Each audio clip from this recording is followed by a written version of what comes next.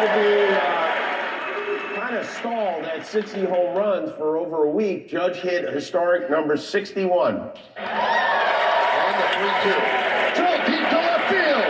This could be it. See ya. He's done it. Number 61. He's been chasing history, and now he makes it. He and Roger Maris are tied with 61 home runs, the most anybody has ever hit in a single season in American League history. It was a big moment. And the ball itself was like a flying lotto ticket. It could be worth, they say anywhere between $200,000 and $250,000. So obviously the fans in the stands in Toronto were very anxious to catch it. Lots of people brought gloves to the game, which is always kind of funny. But this guy, it bounced off his glove.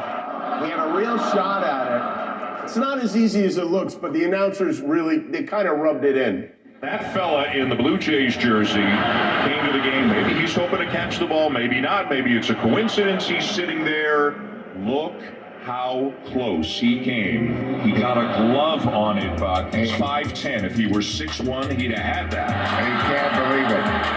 He threw his glove back. Oh. He is sick. You come to a ball game and all the seats you could possibly sit in, he was sitting in the right seat. His arm wasn't long enough. Oh, what a heartbreak. He is not happy. Yeah. Oh, of course he's not happy. He's got no ball and short little arms. It's I'm not sure how some of the sleuths who work here at the show were able to track this unfortunate man down. And joining us live from Toronto now, the guy who almost caught Adam Judge's ball, Kyle Mulligan. Hi, Kyle. Go ahead, Jimmy. How you feeling today, Kyle? Terrible.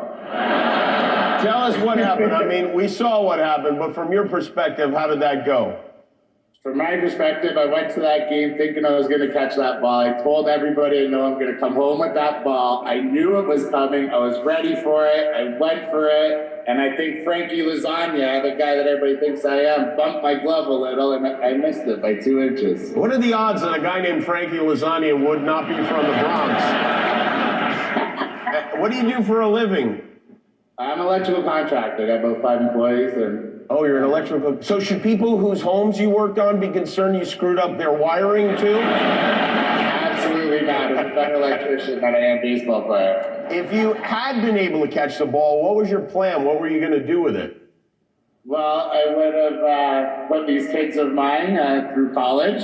Oh, yeah. I would have hit you in. And,